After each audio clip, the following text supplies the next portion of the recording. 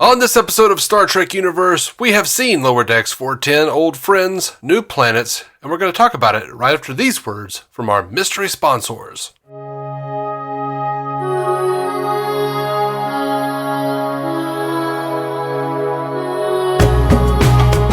Welcome to Star Trek Universe, the podcast where you get to listen on two lifelong friends sit and chat about Star Trek. My name's Matthew Carroll.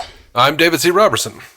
Well, tonight we have about 20 minutes because it's all we could fit in today. And then if we didn't talk today, we were not going to get to talk for like 4 more days. Mm-hmm. So let's do this. Let's talk about this episode.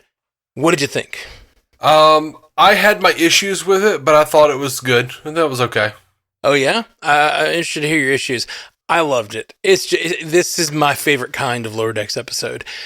Lower Decks is able to do these great finales where they're just always these like universe trotting like behind enemy lines while the other ship is doing.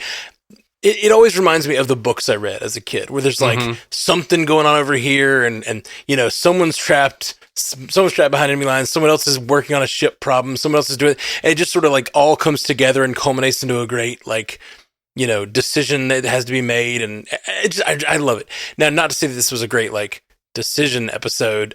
I would never for a second thought Mariner was going to join him. Yeah, me either. But I really just enjoyed the adventure of it. And I think the way that this show builds toward a finale has gotten really good. Like I've liked it every season, but like this season I think is my favorite. Like build to a finale. Like Nova Fleet is now a thing, like that's a thing that we know about in Star Trek, and I think that's so cool. I really had a blast. I really, really did. I feel like, one of my issues, well, first of all, let me just say that I loved the Rutherford-Boimler argument about whether or not Locarno looks like Tom Paris. That was basically the joke I pitched last week. You look like Tom Paris. I don't see it. Yep, so exactly. It was exactly it. one of the options we came up with, and it's perfect. It was perfect. Tone perfect. But I feel like Nova Fleet is dead. I feel like, I feel like that all went by really quickly. For there had to have been such a long build up to it over the course of the season. I feel like the Nick Locarno Nova Fleet thing was wrapped too quickly. I don't feel like it was very satisfying as an execution of climax. Like they'd been building up to it, and it just seemed too short. It would have made sense if it was more obviously him grabbing lower deckers, like if he had the Binars hacking personal logs, finding out who was displeased in their station in life, people who'd been screwed over, and that's kind of what they felt like. Yeah, well, they do. They have a thing where they say like we can't attack because he went around as an ex-Starfleet officer or like Starfleet cadet fomenting these insurrections on all these ships. So they did like mention it, but it is definitely like a 22-minute episode that tells a ton of story. I could have definitely dealt with like a 2-part finale or whatever. Absolutely. Especially when you throw in the fact that they go visit Tendy's planet and have all that extra exposition to get the battleship, and I was like, man, this could all stay on the like. What I love about it is how it's jumping back and forth between stories, and they're all building toward a finale, like I said. But like that happening makes that one story feel super rushed. Yeah, and I feel like I'm very interested to see what happens with Tendy, because she said like going back is something she has to do for her, and I feel like that's like. It seems like maybe she's saying, like, she's thinking, like, dude, my sister did us dirty, and honestly, I'm sick of Orion's being this way, because Tendy was like, that's not all right, and her sister was like, yeah, that's very Orion-y. And I think Tendy is going to be like, nope, I've just got to be the mistress of the Winter Constellation, and I'm going to take back Orion and make things right, maybe. That's what it feels like. Tendy's arc. Well, this doesn't make sense with like 31st century stuff, but maybe Tendy's arc could end with her leading at least a group of Orion, since they're sort of a pirate people in different sects, into the Federation. Yeah. Like joining the Federation. That would be a wonderful end to her arc. Like if we did spend the next season with her like working on her people and like being the mistress, like she has to do it through the means they understand, like she did like she does when she goes back home. I love how much we've gotten to know about the Orion Society purely through this show. Like, it's so good. Yeah, I agree. Barter by combat. Yeah, that was nice. Yeah, it's great. I did enjoy the Miggly Mo being used as the Cerritos champion because of his allergy, or because of the other combatants' allergies. Allergies. It was dumb, but it was cute. It was so dumb and so cute. As this, like the silly jokes on the show. I don't know. Like, I keep going back and forth because, we've talked a lot about how, like, sometimes I have a hard time with just the utter silliness of when Star Trek is utterly silly, like letting it go. But like when they just do it in such a way that it's so over the top, I just can't help but love it. I really I loved that. Yeah. And then the fact that he lost too was even funnier. Like, it was a good plan, but they still lost. By the way, I did love that they just tractor beamed that friggin' battleship, that dead battleship into the shield. That was dope. I also liked the misdirect. Did you think that she was on it? The captain was on it? No, I didn't. I did. And I think they meant us to. They bring it and they smash it in, and he's on the bridge, and Boimler in the captain's chair. How about that for a big deal? Really cool. Acting Captain Boimler. And he's in the chair, and you know that they're missing, and they're talking to them, and the only other ship we see is that ship. And so I thought they were over there, like, getting ready to fire on the shield or something, and then they crash, and for a second I was like, wait, what where's their mom? Yeah. Are they, like, killing the whole senior staff? Like, what the... It turns out the captain's yacht, which was a great line, like, I've never even seen anyone use the captain's yacht. Yeah, it was a funny line, but I was like, oh, they didn't explain that they were going to be on the ship at all, so like I feel like a red herring a brewing. Yeah. So I liked the Ferengi Genesis device, and mostly only because Nick couldn't stop it without Latin him. That was such a great moment. It was so good.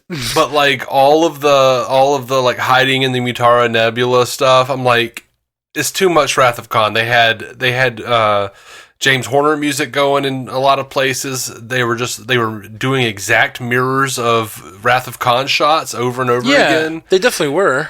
Yeah, it's just too much. We reference Wrath of Khan too much in this damn franchise. Wrath of Khan has become Dick Donner's Superman. No one can get over it. Everyone always references it. It's the shining moment for Star Trek for some reason. See, I enjoy that movie. I'm so shocked that you'd say this because, like, I know they had a few shots in there that were like specifically Wrath of Khan-y, but like the whole, I don't think the entire fight felt like Wrath of Khan. I thought it just felt like the thing you're always talking about, which is like they did this. It felt like a submarine battle all of a sudden. Yeah, but no, they were actually doing exact shots over and over again, back to back. Okay. And it's just like, there comes a point where it's just like with the koala. I love the koala, but enough with the damn koala. Stop referencing it. It's taking joy away from it now, for me. Interesting, because obviously you know that because you know Wrath of Khan so well. I knew that they were definitely like I didn't recognize the music. I only recognized a couple of shots that I was like, I've seen that before. I think that's Wrath of Khan. But like, I didn't notice that they were doing it back to back. So like for me, it just felt like, oh, they're doing what Strange New Worlds did last season with that with the episode where they were dealing with the Gorn. So to me, it just felt like using space battles the way that you've talked about many times, wanting them to do. Yeah. Interesting that they did that directly, which I think, I don't know, I'm surprised you hate it because it's kind of cool. I think that's really kind of cool. I mean, I don't hate it. I just, like, I kind of feel like they did the same thing in Picard to a certain degree to make us think that they were doing a certain thing. And, I mean, they've referenced Wrath of Khan a lot in Lower Decks. They've referenced it so much in and Nemesis thing. It's enough with the Wrath of Khan. Yes, we all love Wrath of Khan. Let's do new things. And but I mean, it's just getting a bit much for me. I hear you. It's not a hate situation. It's just okay.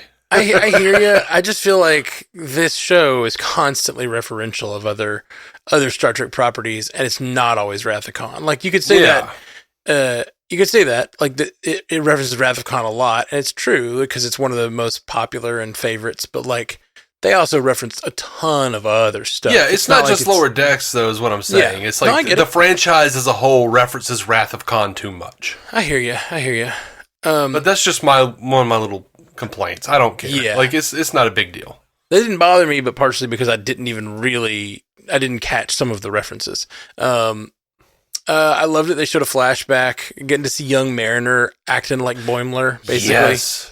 And Will Wheaton. And Will Wheaton. They had Cito as well. I think I can't remember her name now. Shannon Phil, maybe? Yeah. That was really neat. Love that. And we got to meet Josh, the guy who got killed doing that stunt in TNG. Funny, because he's already dead, but I didn't remember if you ever met him. That's funny. That's really funny. And he's like, I don't think this is good. We shouldn't be doing this. No kidding, buddy. Oh, man, yeah. That sucks. Yeah, and there's a line when Mariner, one of my favorite moments of the whole thing, I cracked up when he puts Mariner on the screen. It's like, tell him what you think of the whatever, and she's like, oh gosh, what did she say? I thought I had it written down, but it doesn't look like I do. Was it Nova Fleet sucks? Something like that. This guy sucks. That's what it was. It's like, this guy sucks. And then the next thing she says is, he only cares about himself. He's gonna convince you all to join him and get yourself killed, which is a real low blow. Like, I mean, like, ooh, that's a very direct reference to Nova Flight? Nova Fleet. Nova Fleet. No, the original Nova. Oh, Nova Squadron. Nova Squadron, yeah. Nova Squadron.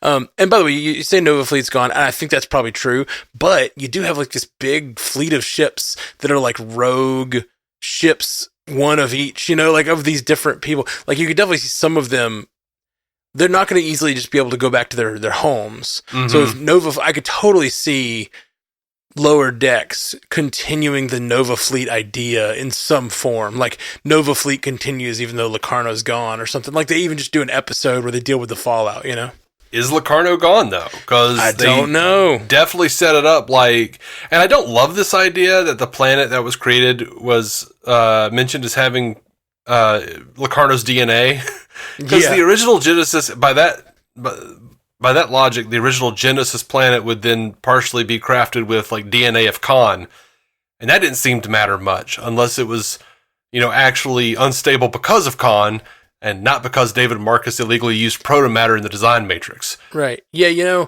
Now that you mention it, he has that like fiery temper, and those explosions kind of remind me of Khan a bit. Yeah. Yeah. And he was pretty unstable. Yeah.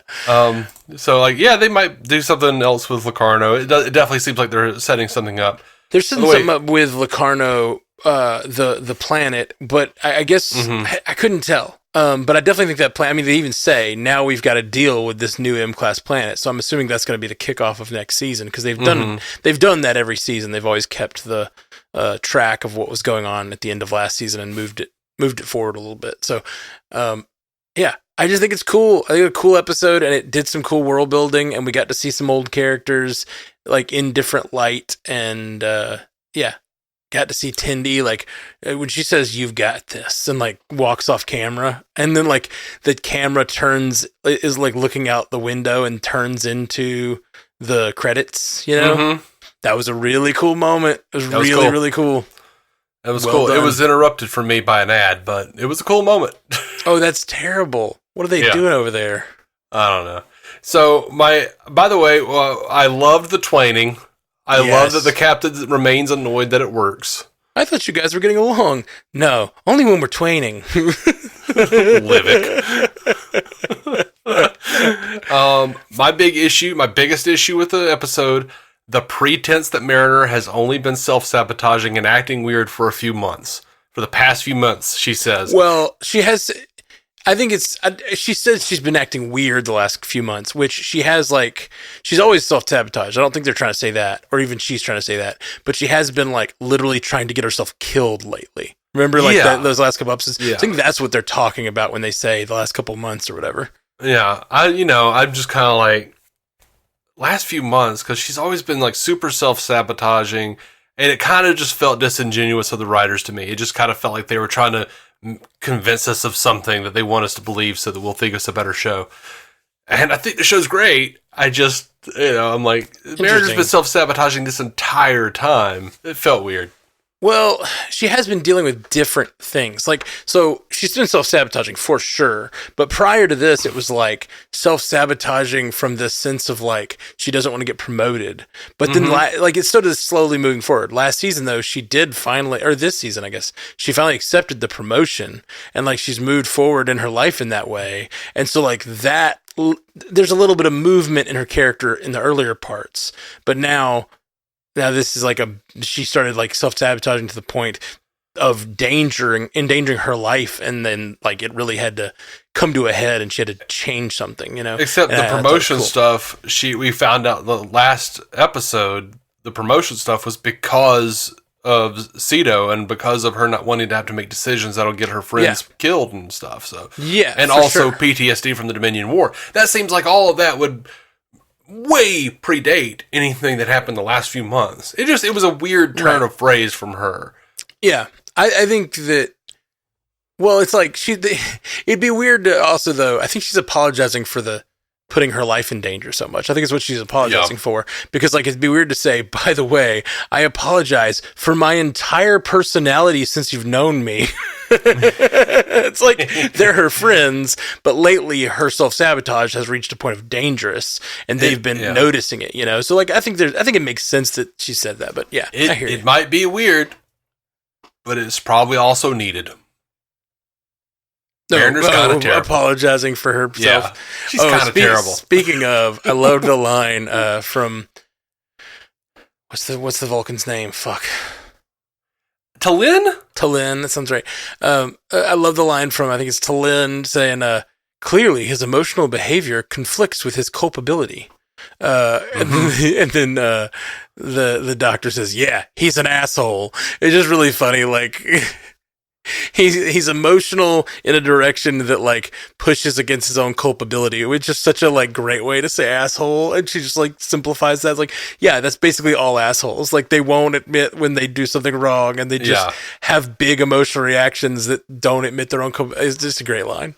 I loved the bit where he announces for the like that they are doing this independent fleet for the first time ever, and then like Boimler's like, the Maquis would like a word. Yeah, the whole like, I really like that. Rutherford and Boimler have become like what is it, Stratford and Waldorf of the like view screen. The two Muppet guys. Oh, the old Muppet guy. Yeah, the old Muppet guys. They're like sitting there watching the screen and like roasting the view screen, like kind of just as asides to each other. And I think the idea is like they're not really being heard by anyone but the two of them. They keep saying these like really funny lines just back and forth. And I thought that was seeing them getting to do that like on a mission was really fun. Yeah, that was great. Oh man, I loved it so much when she sat down and took over that ship with Carroll's codes.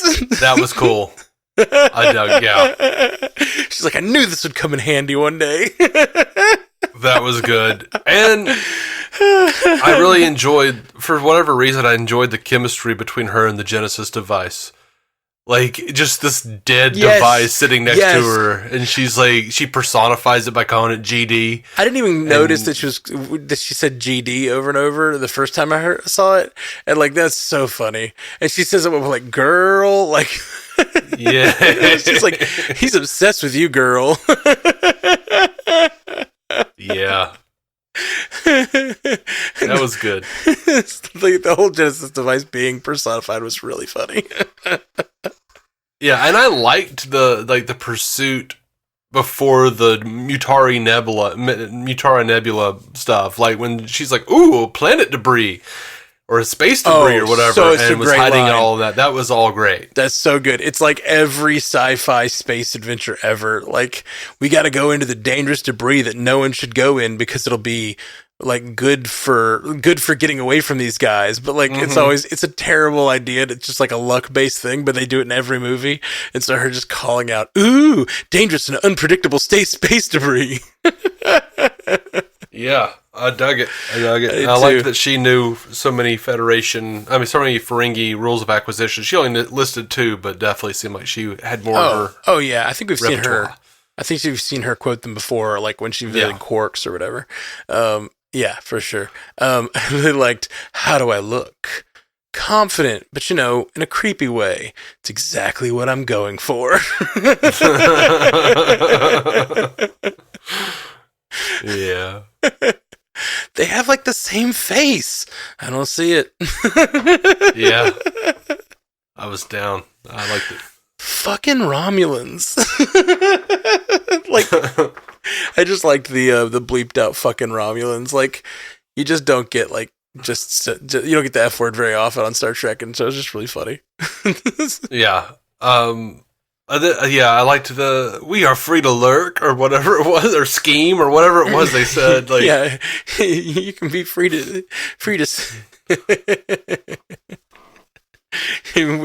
We're free to scheme, do our own scheming or whatever like that. I don't know. It's good stuff.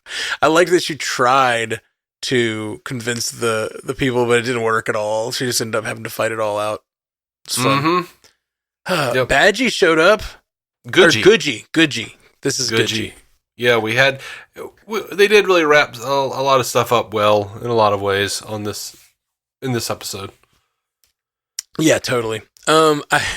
And like, seeing her at the end, like as if she's gone to therapy for a while and having all this, I've really been processing stuff, guys. I'm really sorry, but that whole conversation was really nice. And I loved how Boimler just seemed uncomfortable. And then she says, "Let's get drunk." And he goes, "There she is." Whew. Yeah.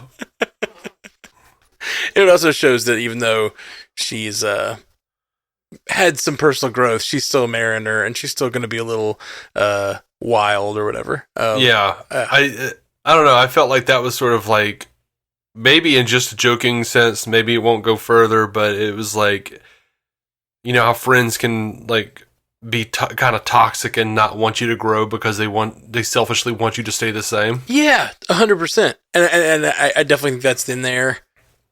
We had someone write in earlier this season saying that like it's weird that Boimler's been on so little this season, and I think that's probably true. Like, I think it's probably true that he's like busy with other shows, and I don't think he's been like the primary character of any of the episodes this season. And so especially with the finale, like barely having him in it. I mean, he's in it, but like he's not over there with Mariner or whatever. Like almost every other big mission like this, he's always in the middle of it in most seasons. And I like that this season got us some breathing room to really. I feel like we learned more about Tendi and Mariner than we have. Definitely Tendi, and then Mariner really got a chance to be the star of the finale, which was really cool. And we've learned more about Rutherford too. I feel like they were Brad Boimler heavy. Yeah, for sure. For a while. I agree. He was kind of the main character, sort of our eyes into what was going on, but like it doesn't feel that way anymore, which I really like. I like the collaborative, whatever it's called, when you have more than one character as the head. Yeah, I know what you mean. You know that word I'm looking for? Ensemble. Thank you. That was it. Okay. I gotta go. Yep. I have to go do another podcast. Unfortunately, we tried to record early this morning. That didn't work out. Then I tried this afternoon. My niece was sick today and I had to take her to the doctor, but we went to 4 different doctor's offices in different parts of Birmingham that like, it's the first time going to the doctor in town and finding an urgent care that would like take her insurance and had the strep test and had it's just like, I drove all over town and finally got her to a doctor, and got her some medicine. So I'm glad we got to do this, though. I really didn't want to wait to talk about it. So yeah, we've got a fair amount of feedback. So. Yeah, so we're gonna come back later this week with a feedback episode. So hit us up with your feedback, StarTrekUcast@gmail.com, and we'll do as long a feedback episode as you want. Just as you send it in, we'll talk about it, and all that good stuff. I am going to go watch Loki. Pretty excited about it. Thought you had another podcast, man. Well, that's what I got to do. I watch Loki and then podcast about it. Lies, lies, lies. What? I got a podcast at 9, so I got an hour to watch Loki. All right, Whatever, guys. man. Much love to you guys. Jolan True. Live long and prosper. Thank you for listening to the Star Trek Universe Podcast, a Stranded Panda production. If you'd like to hear more from David C. Roberson, check out the DC On Screen podcast or maladjusted.tv for his web videos. If you'd like to hear more from Matthew Carroll, check out the Marvel Cinematic Universe podcast or listen to his music. Just search for Matthew Carroll anywhere you get